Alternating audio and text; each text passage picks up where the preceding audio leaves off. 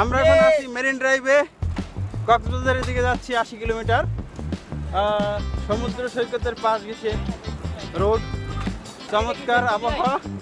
আমাদের সাথে আছে প্রায় 40 জন মতো সাইক্লিস্ট, হেমন্ত রাইডার্স এর উদ্যোগে। তো হ্যাঁ, সবারই দেখতেছি। হ্যাঁ, এই যে দেখা যাচ্ছে, তো সেরকম রাইড হবে, আশা করি সাথে থাকবেন। এই যে কায়সার ভাই, সে আমাদেরকে ভিডিও করছে, আমি তাকে ভিডিও করলাম, ধন্যবাদ। আবার পরবর্তী আপডেট দেবো।